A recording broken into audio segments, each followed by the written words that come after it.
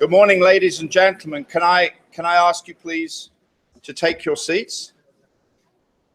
It's 9 o'clock, and so I welcome you this morning to the State of the University address. Welcome to the many people we have here on our Macon campus, and also to those who are watching this remotely on our other campuses. Welcome as well, and I welcome you all back and to 2017, a new year and a new semester, spring semester. Last year, one of the new traditions we began as a university was to gather mid-year to assess our progress. As we move forward together, it's important to stop and evaluate where we are, both in terms of the challenges we're still facing and our accomplishments and success today. And this morning, I will share with you some mid-year highlights on student success, faculty engagement, community outreach, our programs, our budget, and our enrollment, which in their totality illustrate the improvements that we have made so far under our first ever university strategic plan. As our students returned to class this past Monday, our lawmakers returned to Atlanta for the 2017 General Assembly legislative session. Now, both of those stakeholder groups, our legislators and our students, they matter a great deal to the life of the university. The latter obviously control the state appropriations that account for much of our budget as a public university. The former, our students, are the very reason that we exist. It is our students' progress with which we are entrusted, and I'm pleased to share with you that our work on their behalf is well underway. Yesterday, our new Chancellor, Steve Wrigley, made this point very clear in his opening remarks to the Board of Regents. He said his number one priority, as Chancellor, is complete College Georgia and the graduation, not the enrollment of students, the graduation of students. So let's talk a little bit about our student successes this year. A new programming model for student life is being piloted across our campuses. Our first Student Leadership Conference will be held next month on February the 10th. And additionally, plans are now underway for an institutional diversity and inclusion conference. Our coaches and our faculty continue to work with our athletic knights as we strive to make Middle Georgia State an NAIA 5-star Champions of Character institution. For instance, 54 of our athletes, nearly a third of them, made the president's list or the dean's list for the fall semester. And it is not only our athletes that are excelling inside and outside the classroom. Students in our School of Business took first and third place in a statewide internal audit case competition. And students in our School of IT won second place in Georgia State's Hackathon 2.0. Don't tell the Kremlin that.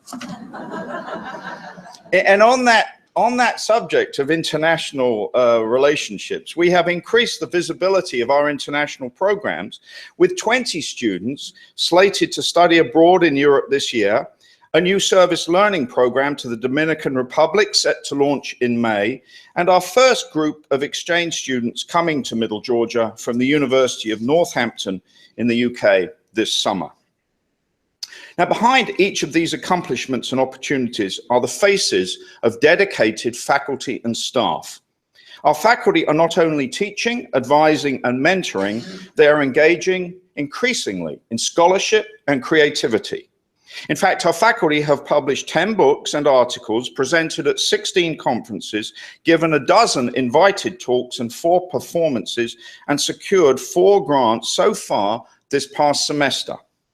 Their scholarly activity and accomplishments open up new avenues for our students to take learning to the next level, which is actually at the core of what it means to be a university. And through our quality enhancement plan, Knowledge at Work, students can participate in internships, research, and service that provides the kind of experience, real-world experience, that employers are looking for. Nearly 1 in 4 of our fall 2016 graduates earned experiential learning honors, and we currently have more than 750 active students in our Knowledge at Work pipeline. And it remains one of my personal visions is to have a situation where all of our students graduate having had real life experience outside the classroom as part of their degree program. Now, when faculty and staff gathered across all our campuses last August, we announced the initiatives that we would undertake in our second year as a university.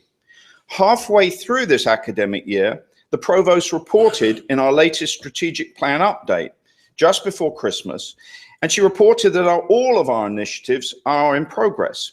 In fact, our metrics, the way that we track student success and faculty engagement that I've just described, our metrics indicate that a handful of our 2016 initiatives are already completed, and that more than half of them are more than 50% of the way to fulfillment.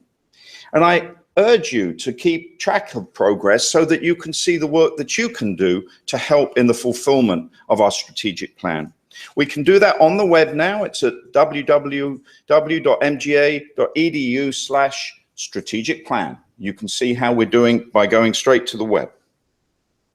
Some of the initiatives we undertook this year changed due to circumstances entirely outside of our control.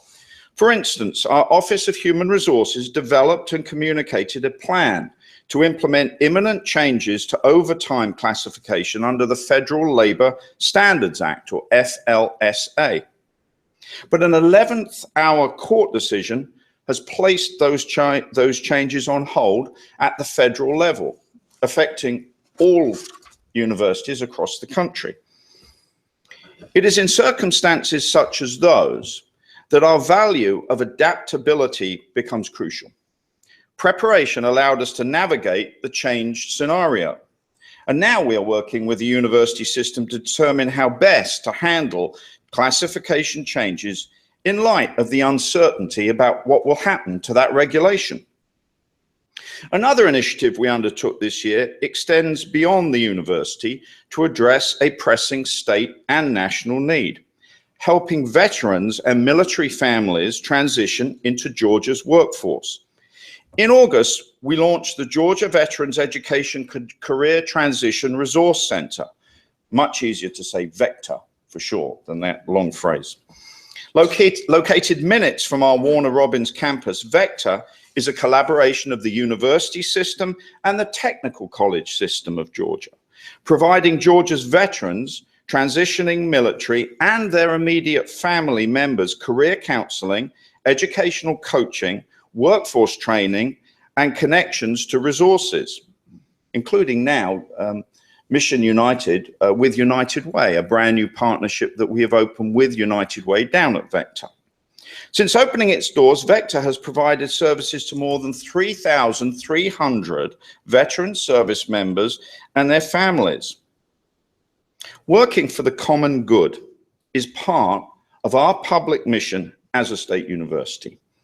In a state that is home to more than 750,000 veterans and more than 110,000 active duty, reserve, and guard members, VECTOR is a key example of why this matters and how we can partner with colleagues in higher education, government, and community to do it well and to keep doing it better.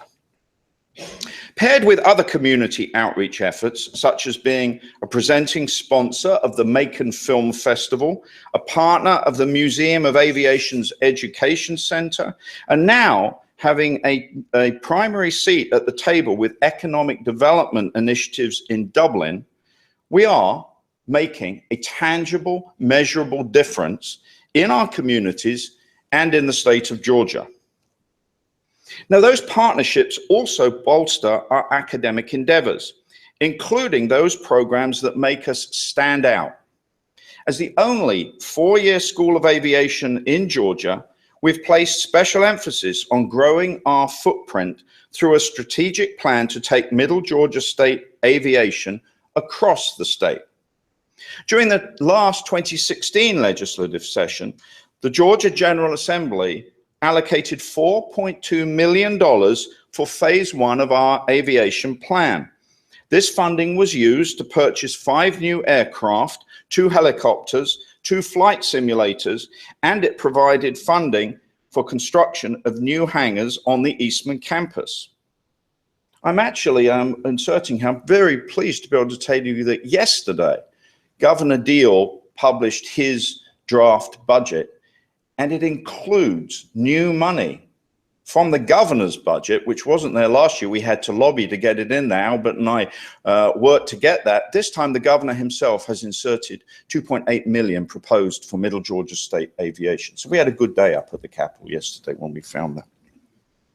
Now, as part of that Phase 1 aviation plan, we became the fixed base operator as well for the Macon Downtown Airport, where we are currently offering flight passes, and discussions are now underway with Delta Airlines and Falcon Aviation Academy for an expansion to the north.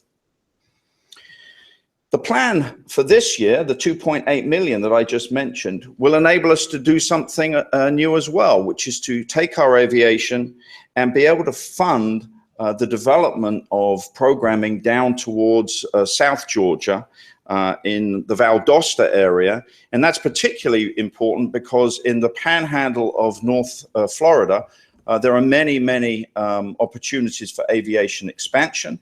And in recognition of that, the Board of Regents has approved that we can offer in-state tuition to out-of-state students who wish to pursue an aviation career.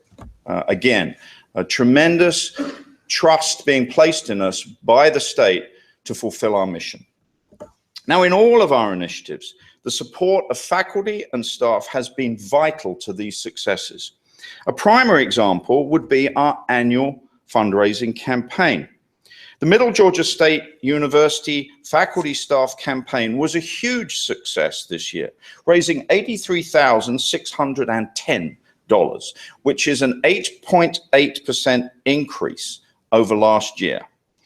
As importantly as the dollars, a total of 448 faculty and staff, nearly 2/3 of us, participated, and that represented an 8.5% increase over the previous year.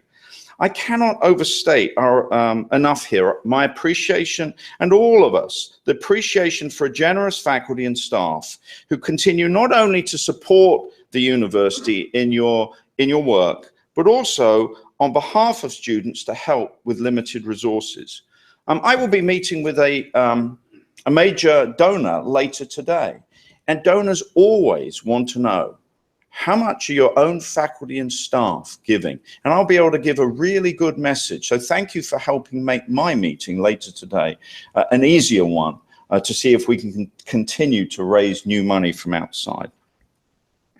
Since actions matter as much as words, the committee, the working group that I mentioned at convocation, the Investment in Faculty and Staff Working Group, those will have its recommendations to me by April the 1st.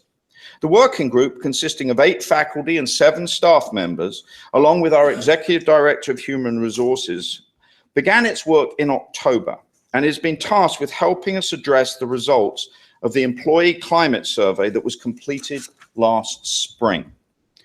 Now, while our finances necessarily affect what we do and how much we can do to invest in our people, what I can commit to is transparency and creativity in empowering you to serve our students to the best of your ability.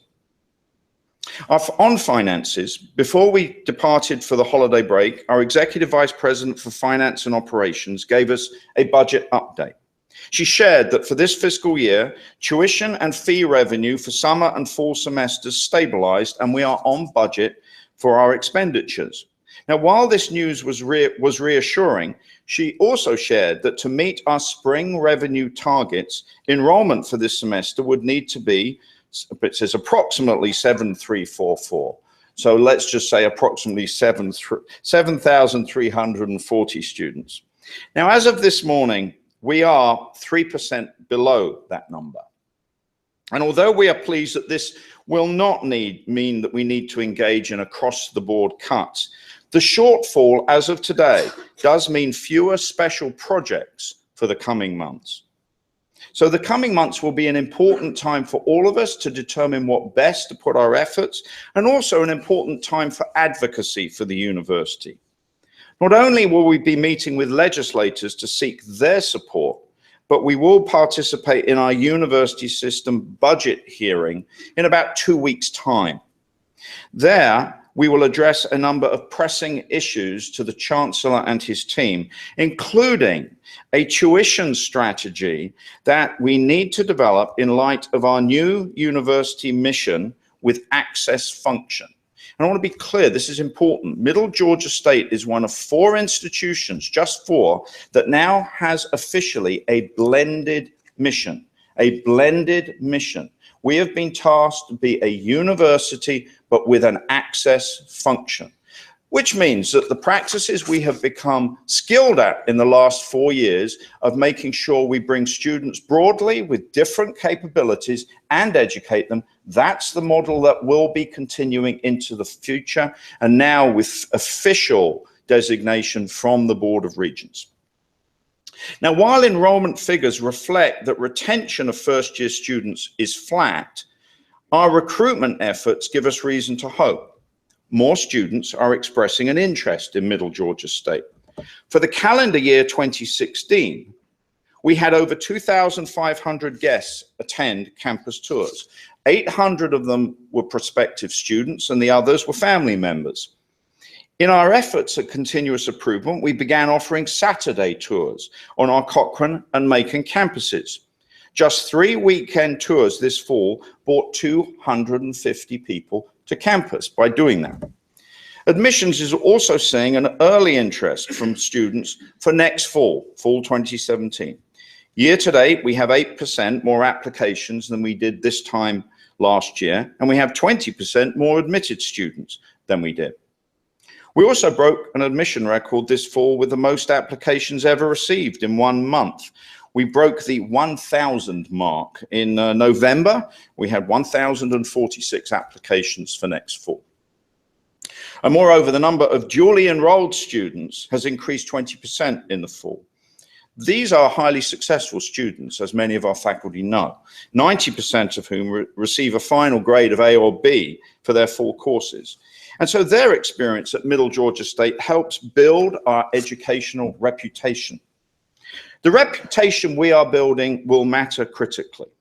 And we're seeing this not only in terms of new interest in us, but with support from our community. During this year's campaign, total support from the MGA alumni saw a sharp increase, raising $121,000 compared to $80,000 in the previous year. That's a over 50% jump.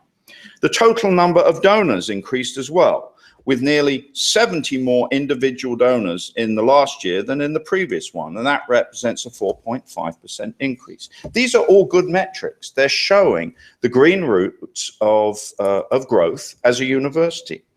And our alumni rank continues to grow, with nearly 500 students who graduated last year from the university joining the alumni ranks. Among those who walked the stage were our first master's degree recipients, whom Chancellor Wrigley, I nearly said Huckabee, but Chancellor Wrigley showcased yesterday. We got showcased by the new Chancellor in his opening address to the Board of Regents for our graduate degree, our master's degrees. So our thanks and congratulations to all who have piloted our graduate programming. Their Master of Science credential is not only valuable because today's highest paying jobs often require a graduate degree, but because of the quality of education they received, in the particular case in December with the graduates from our School of Information Technology, which was recently named a National Center of Excellence in Cyber Defense Education by the US Department of Homeland Security. In the coming months, upon approval by our accreditors at SACS, our accrediting commission, the Commission on Colleges, we will begin to offer 2 more graduate programs, the Master of Science in Management and the Master of Arts in Teaching. At the same time that SACS is reviewing our additional graduate offerings, our institutional monitoring report on institutional effectiveness will be submitted to the Commission in April. As you may recall, SACS came to campus for our reaffirmation visit in the fall of 2015, and the area they had identified as needing improvement was institutional effectiveness. That is, how well do we document what we're doing? How well are we doing it? And then what are we learning as an organization? In the upcoming report, we must demonstrate our progress in this area to avoid further monitoring. And to that end, it is imperative that all departments, academic and administrative, provide our Vice Provost for Quality all the assessment reports and any outstanding data immediately so that he can conclude his work in presenting our case to SACS. I urge you to bear in mind the importance of not only doing great work, but indeed reporting on it. That is true not just for SACS, but in our day-to-day interactions as a community of learners. As we move forward on projects and initiatives, success depends not only on each of us doing our respective parts, but on communicating with one another. We must daily ask ourselves, who else needs to know about this? We must view ourselves as channels of information, not as terminals of information. As I begin my 4th year at Middle Georgia State University, I can reflect on the tremendous amount of change that our institution has undergone in a relatively short amount of time. Now, while some of that change has come from the outside, much of the positive change has been self-directed. I am proud and I'm grateful for the dedicated faculty and staff who have led that change. We have worked hard to both live our core values and to teach them to our students. As we enter this next period of growth, I would encourage us to take a lesson from our best, our most creative, and our most ambitious students. The students who overcome obstacles to reach their goals. The students who chart a new course for their lives and a path that is built more on grit than on privilege. I encourage each of you to take charge of the responsibilities with which you are entrusted, to act on your best instincts, to engage your colleagues and our students. Take hold of your area of expertise and self-direct it toward our collective goals, rather than waiting for specific instructions or ideal circumstances to take place. Put simply, I challenge all of us to innovate and to hold ourselves accountable for that innovation and its results. Our mission is not an easy one. Our enrollment, financial, and regulatory realities often can seem stark. Yet, by most every measure, we are making progress. Progress is not always linear. There are often setbacks laced with essential lessons or forward marches that do not proceed at the anticipated pace. In the face of challenges, we would do well to take heart of the now oft imitated "keep calm and carry on" slogan. I actually have a coffee coaster with that on it in my office. When you come to office hours, you can use my "keep calm and carry on" coaster. Now, that slogan was developed by the British government in the summer of, it's either 1939 or 41, but it was at the beginning of the war when Britain was alone. And at that time, victory against Nazi Germany was not assured by any stretch, and resolve was vital. So in our efforts to be a force for transformation in Middle Georgia, have that resolve and that commitment, and we will see success. Thank you all for coming or for tuning in this morning. Now, while questions and answers from the audience will be impractical now, because obviously we're doing this remotely as well, given how many people are watching on live stream, but I do want to hear from you, although we won't do a Q&A today. I will be intentionally continuing my office hours this semester, with the first 2 sessions scheduled over the next week: in Macon this afternoon from 2:30 to 4:30, and in Cochrane next Wednesday, January the 18th from 10 to noon. And I also urge you to email me. Email me and share with me your thoughts, your questions, your concerns. Again, thank you for all you are doing to make Middle Georgia State University an inspiring place to work, learn, and live. I wish you a very happy new year and Godspeed. Thank you.